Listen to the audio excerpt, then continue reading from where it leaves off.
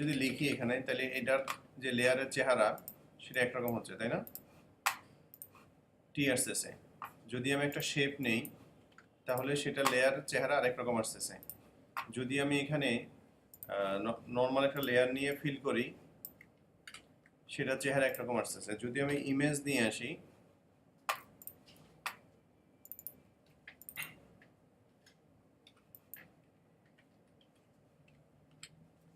সেক্ষেত্রে এটা চেহারা আরেক রকম আসতেছে, তাই না?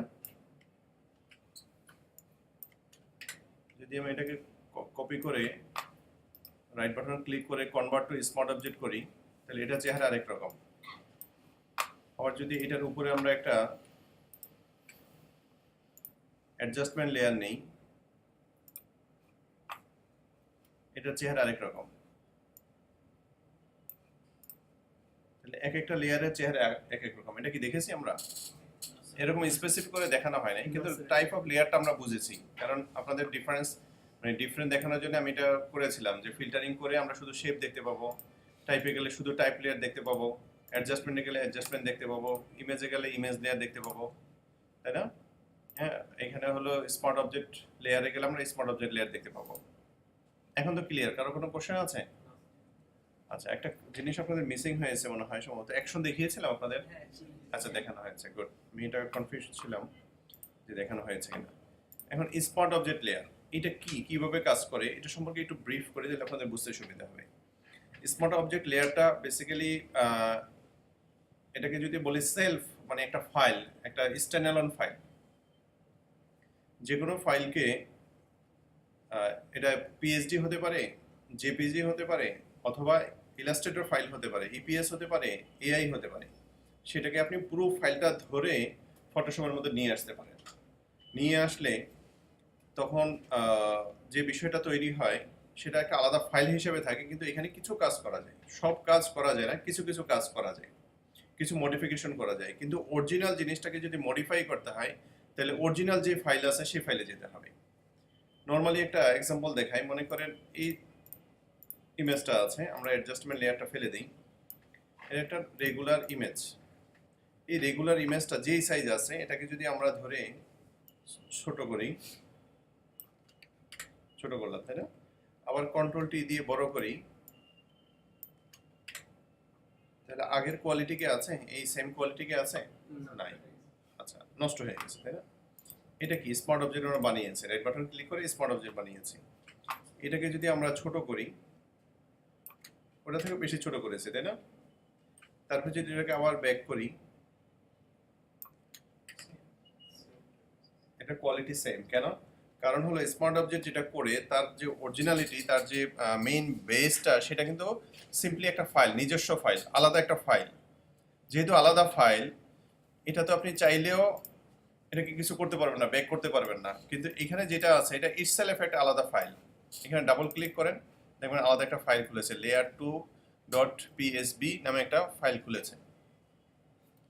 সে একটা আলাদা ফাইল। সো আমি যেহেতু ফাইলটাকে মডিফাই যদি করি, এইখানে মডিফাই করি, তাইলে সমস্যা তৈরি হবে। কিন্তু যেহেতু এটা আরেক জায়গায় নিয়ে করছি, স্মার্ট অবজেক্ট হিসেবে করছি, তখন তার জেনারেশনটা, তার যে নিজস্বতা, সেটা সে হারাচ্ছে না। কিন্তু এখানে আমরা কিছু মডিফিকেশন করতে পারবো, সব করতে পারবো না। আমরা যদি চাই এই লেয়ারটাতে ধরে সিলেক্ট করে এরকম ডিলিট করে দিই, ডিলিট করা যাচ্ছে না। কিন্তু এই লেয়ারটা সিলেক্ট করে যদি আমরা এখানে ডিলিট করতে যাই, সে ডিলিট হচ্ছে না। সে বলছে এডিট করতে হবে, অরিজিনালটাকে এডিট করতে হবে, এটাতে এডিট করা যাবে না। কিন্তু কিছু কাজ করা যাবে। মনে করেন এই লেয়ারে যে আমরা একটা ফিল্টার থেকে ড্রপ শ্যাডো দিতে পারি, এখানে গিয়ে আমরা ড্রপ শ্যাডো দিতে পারি। একই কাজ আমরা যদি এটাতে করতে চাই, সেখানে আমরা ড্রপ শ্যাডোটা দিতে পারবো।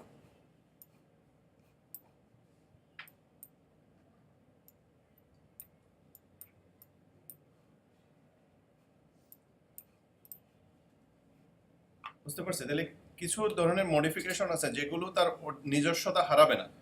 তার যে মেইন বেসটা আছে, তার যে ইন্ডিভিজুয়ালিটিটা আছে, সেই জিনিসটা যখন নষ্ট হবে না, এরকম কাজগুলো করে তাকে মডিফাই করা যায়, কোনো প্রবলেম করবে না। কিন্তু যদি অরিজিনালটাই মডিফাই করতে চান তাহলে ওই ফাইলে যেতে হবে যেটা তার বেস ফাইল। যদি আমরা ইলাস্ট্রেটরে কাজ করি, ইলাস্ট্রেটরের কোনো ফাইল হয়, মনে করেন ইলাস্ট্রেটর থেকে একটা লোগো আমরা বানাবো। এজ এ স্যাম্পল হিসেবে আপনারা বানানোর চেষ্টা করেন ওরকমই লোগো। আমি জাস্ট সিম্পলি একটা সময়ের জন্য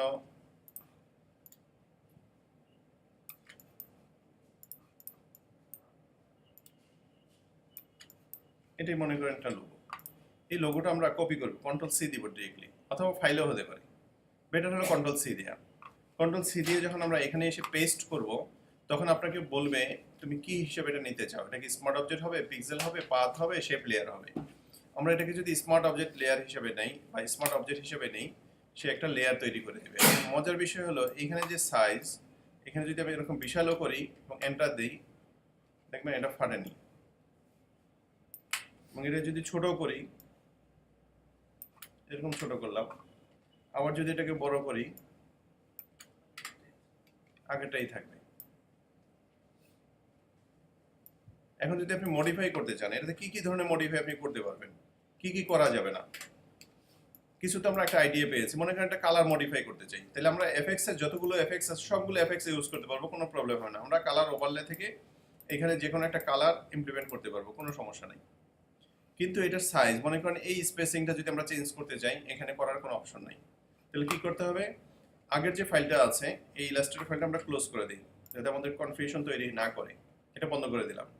এখন যদি আমরা এখানে ডাবল ক্লিক করি, সে কি করবে জানেন, ইলাস্ট্রেটরে যে ফাইলটা খুলবে, ডাবল ক্লিক করি, ইলাস্ট্রেটর যে খুলেছে এবং এটার নাম আছে vector smart object dot AI. এখানে যদি আমরা প্লেসমেন্ট চেঞ্জ করতে চাই, যে আমরা প্লেসমেন্টগুলো তিনটা কাছাকাছি দিব,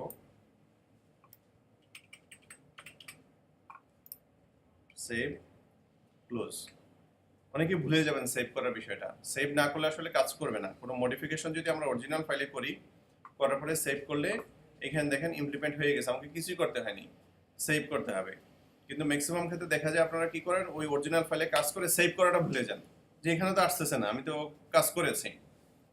তাহলে এটা মাথায় রাখতে হবে, যদি অরিজিনাল ফাইলটা আপনি মডিফাই করেন, ওটা অবশ্যই সেভ করতে হবে। সেভ করলে এটা অটোমেটিকলি ইমপ্লিমেন্ট হয়ে যাবে যেখানে আপনি এটা প্লেস করেছেন। এটুকু বুঝতে কারো সমস্যা আছে? কেউ বুঝেন? এই ফাইলটা আলাদা আছে, এই ফাইলটা আলাদা আছে, তাই না? দুইটা আলাদা ফাইল।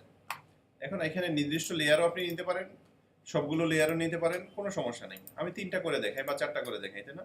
এটা ধরলেন, ধরে এখানে নিয়ে যান। নিয়ে যাওয়ার সাথে সাথে দেখেন একটা ব্ল্যাক সাইন চলে আসছে, দেখেন এখানে নাই। এই ঠিক বর্ডারের সাথে খেয়াল করেন, বর্ডারের পাশ দিয়ে একটা ব্ল্যাক সিম্বল চলে আসছে। এখন যদি ছেড়ে দেন, এটার মধ্যে দেখেন সবগুলো আইটেম চলে আসছে, যেগুলো যেগুলো আমি সিলেক্ট করেছি সেগুলো চলে আসছে।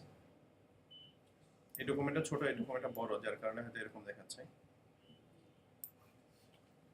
বুঝতে পারছেন? এটা আরেকটা সিম্পলি মানে ট্রিক্স, কিভাবে আপনি মুভ করতে পারেন। অনেক সময় অনেক লেয়ার থাকে, তখন সমস্যাগুলো হয়, তখন এরকম ধরে মুভ করতে পারেন। ডুপ্লিকেট করতে গেলে ঝামেলা হতে পারে, একটু বুঝতে সমস্যা নেই।